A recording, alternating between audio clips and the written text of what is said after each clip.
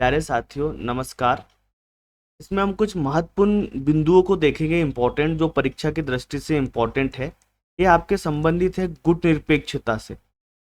तो अब इसमें हम देखेंगे गुट निरपेक्षता क्या होती है, जिसको शॉर्टकट में कहा जाता है नाम, यानी कि नॉन अलाइंड मूवमेंट, है ना।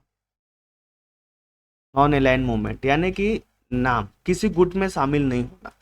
यानी कि जब आप किसी गुट में शामिल नहीं करते हैं, गुटों से निरपेक्ष हो, तो इसको कह दिया जाता है गुट निरपेक्ष। तो गुट निरपेक्षता क्या था, तो आपको पता है सेकेंड वर्ल्ड वार के बाद शीत युद्ध शुरू हुआ था।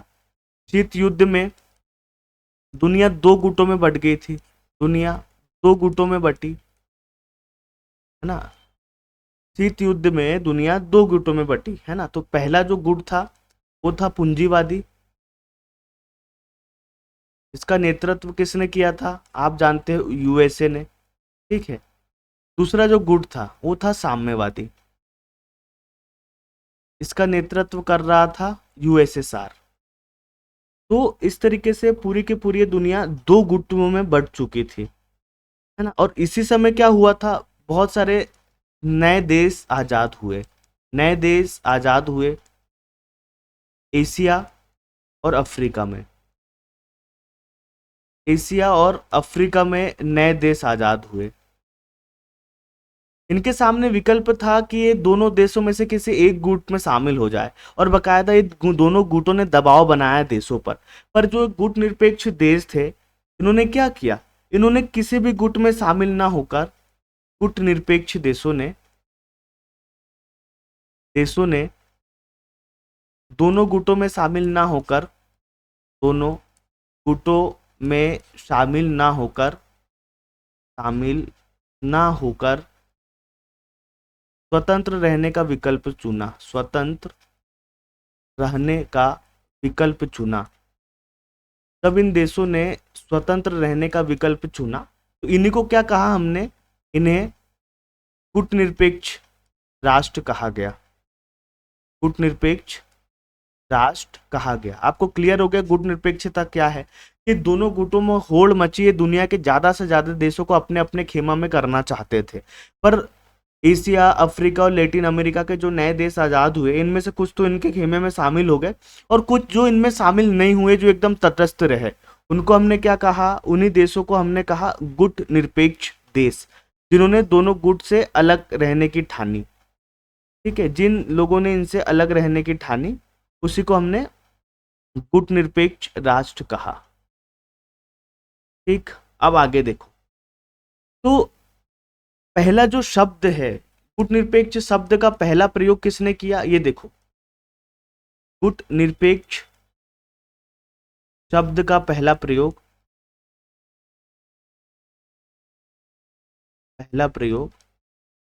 गुट निरपेक्ष देशों का पहला प्रयोग 1953 में भारत के रक्षा मंत्री,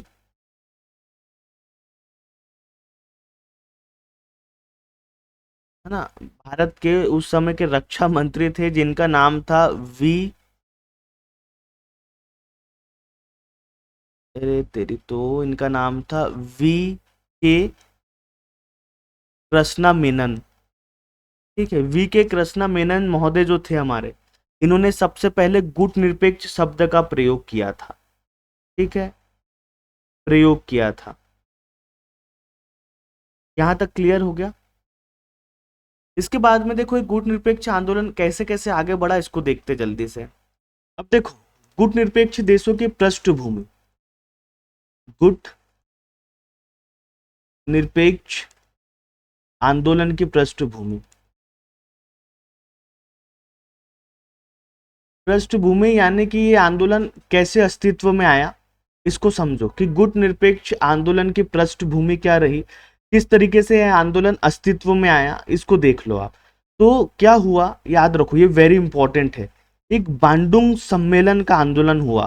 बांडुंग सम्मेलन का आयोजन हुआ। बांडुंग सम्मेलन का आयोजन कब हुआ, ये हुआ 1955। कहाँ हुआ ये, इंडोनेशिया में। Very important.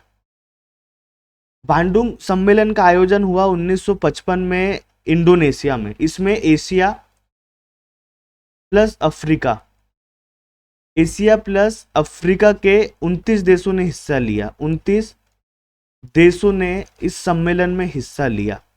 ठीक है, इसी से क्या हुई, गुटनिरपेक्ष आंदोलन की पृष्ठभूमि पर विचार बना।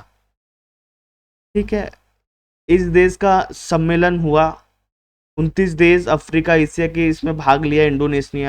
इंडोनेशिया में ये सम्मेलन हुआ, इसमें लगभग 29 देशों ने भाग लिया। ठीक है, यहाँ कहीं ना कहीं बात की इन देशों ने तटस्थ रहने की, एक नींव रखी गुटनिरपेक्षता की। ठीक है, इस आंदोलन ने गुटनिरपेक्षता में महत्वपूर्ण भूमिका निभाई और यहाँ नींव रखी गई। आप मान लीजिए नींव रखी गई गुटनिरपेक्ष आंदोलन की, ये इसका महत्व था।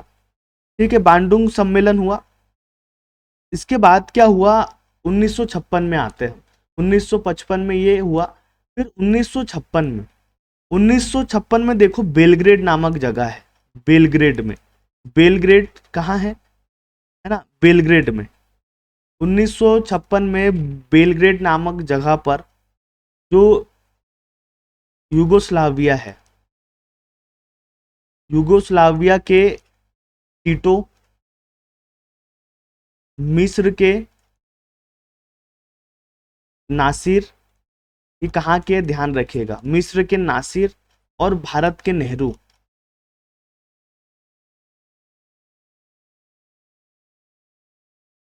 ने बेलग्रेड ने भाग लिया, है ना। बेलग्रेड को बेलग्रेड सम्मेलन कहते हैं। ये बेलग्रेड सम्मेलन था बकायदा, यहाँ इन तीनों लोगों ने क्या किया, भाग लिया।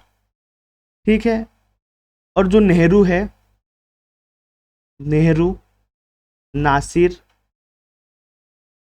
और टीटो, ये तीनों नेताओं को ध्यान रखिए, इनको संस्थापक माना जाता है, संस्थापक माना जाता है गुटनिरपेक्षता आंदोलन का।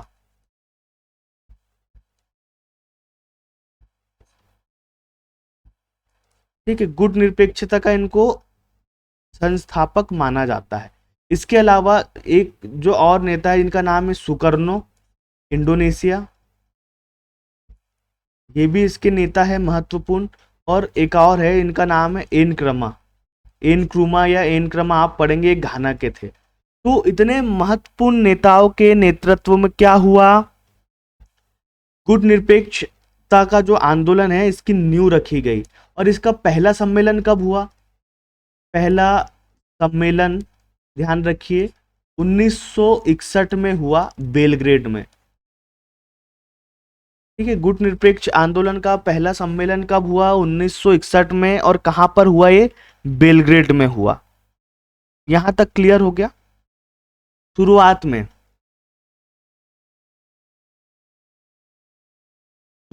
में 25 देश इसमें शामिल थे। शुरुआत में लगभग 25 देश व 3 लैटिन अमेरिकी देश, 25 देश,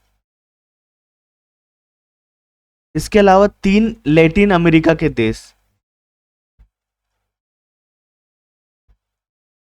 लैटिन अमेरिकी देश क्या बने, इसके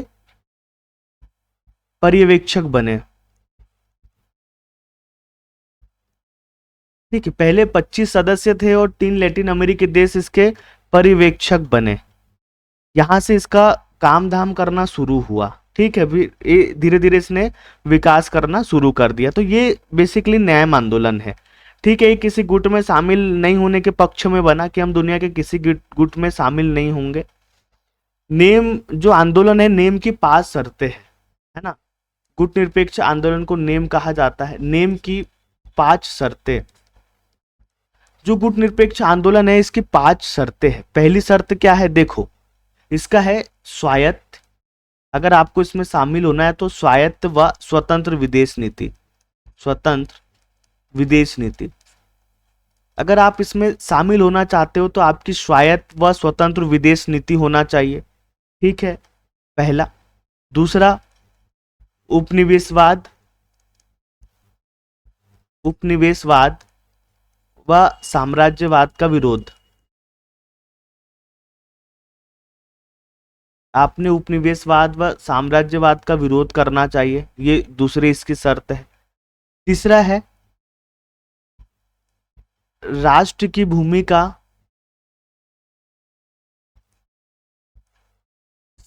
सैनिक अड्डे हेतु प्रयोग ना हो। सैनिक अड्डे ये विदेशी होता है, ठीक है, विदेशी सैनिक अड्डे हेतु प्रयोग ना हो, मतलब राष्ट्र अपनी भूमि का किसी भी विदेशी देश के सैनिक अड्डे के लिए प्रयोग ना होने दे। सैन्य गठबंधनों से दूरी बनाए।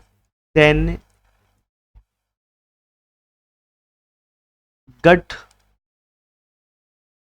गठबंधनों सैन्य गठबंधनों से दूरी बनाए, मतलब नेम के राष्ट्र किसी भी सैन्य गुट के सदस्य ना बने, ठीक है। और महाशक्तियों के साथ द्विपक्षीय सैन्य समझौता ना करे। द्विपक्षीय सैन्य समझौता ना करे, ये इसकी महत्वपूर्ण शर्तें है 5। तो आपको अगर गुट निरपेक्ष देश में शामिल होना है तो बकायदा आपको इन शर्तों का पालन करना जरूरी है, तभी आप गुट निरपेक्ष के क्या बन सकते हो, सदस्य बन सकते हो। इसके माध्यम से आपको पूरे जो गुट निरपेक्ष है इसका जो मूल है या क्यों ये आंदोलन बना गया ये आपको समझ में आ जाएगा कि हमको स्वायत्त स्वतंत्र रहना है, उपनिवेश साम्राज्यवाद का विरोध करना है, इसके अलावा किसी अपनी भूमि का सैनिक अड्डे के उपयोग रूप में प्रयोग नहीं होने देना है, सैन्य गठबंधनों से दूरी बनाना है और महाशक्तियों के साथ किसी भी तरह का हमको समझौता नहीं करना है। ये कुछ मूल बातें थी, है ना, बहुत बहुत मूल बातें थी हमारे नाम आंदोलन की या गुट निरपेक्ष आंदोलन की। ये यहाँ तक क्लियर हुआ आपको। अब देखो कुछ उद्देश्य देख लेते हैं हम जो इम्पोर्टेंट है गुट निरपेक्ष आंदोलन के।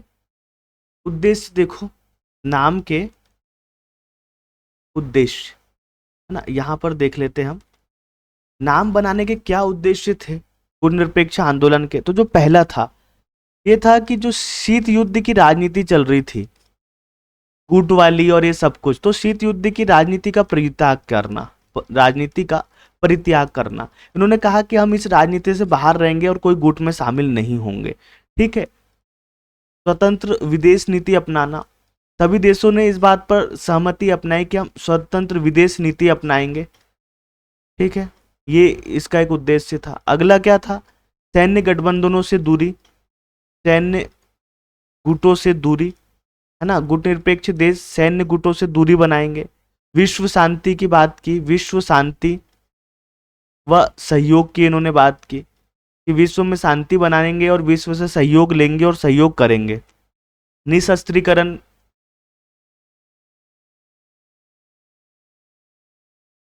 निशस्त्रीकरण पर जोर, है ना, निशस्त्रीकरण करेंगे, हथियारों नहीं बनाएंगे, ना इनका विस्तार करने देंगे, ठीक है। ये इनके कुछ मुख्य उद्देश्य थे।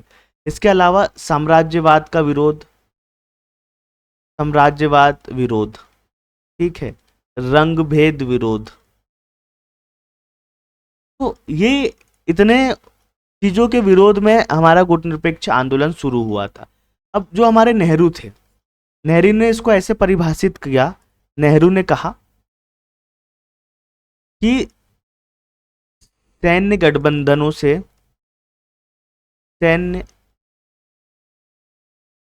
गठबंधनों एवं गुटों से दूर रहने की नीति है नाम, ठीक है। जो गुट निरपेक्ष आंदोलन है वो सैन्य गठबंधनों से दूर रहने की नीति है। इसको इन्होंने कहा था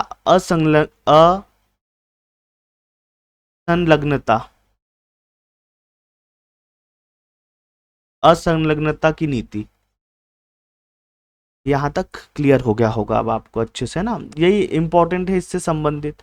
अब इसके कुछ सम्मेलन देख लो।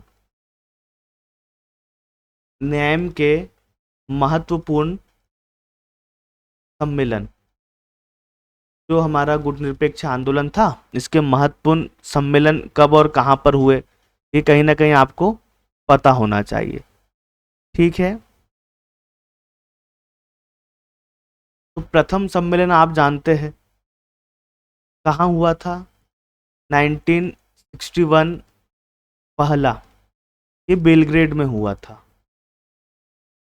बेलग्रेड में, है ना, ये पहला सम्मेलन हुआ था गुट निरपेक्ष आंदोलन का। इसके बाद में जो इम्पोर्टेंट सम्मेलन है वो है अल्जीरियर्स सम्मेलन, है ना, जो अल्जीरिया में हुआ था, ये हुआ था 1973 में, ये इम्पोर्टेंट है। यहाँ पर इसमें याद रखिएगा, नई अंतर्राष्ट्रीय व्यवस्था,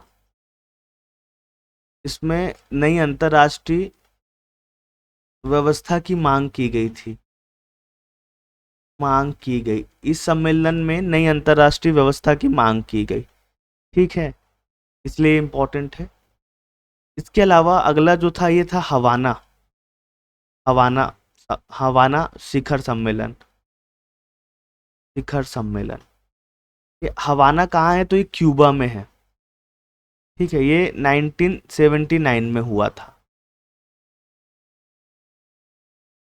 इसके बाद में अगला जो सम्मेलन इंपॉर्टेंट है ये है नई दिल्ली सम्मेलन, नई दिल्ली सम्मेलन।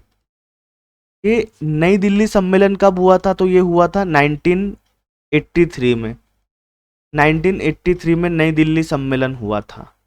ठीक है, इस समय 101 सदस्य हो गए थे। इस समय कितने सदस्य थे नाम में, तो 101 सदस्य हो चुके थे। ठीक है, इस समय प्रधानमंत्री कौन थे, इंदिरा गांधी। ये 7वां सम्मेलन था, याद रखिए।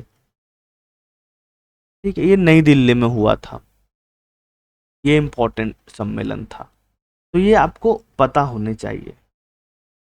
क्लियर यहाँ तक के, बस इतना जानना बहुत है गुट निरपेक्ष आंदोलन के बारे में परीक्षा की दृष्टि से। बाकी चीजें आप ना भी पढ़े तो काम चल जाएगा। चलो मिलते हैं आपसे अगली क्लास में।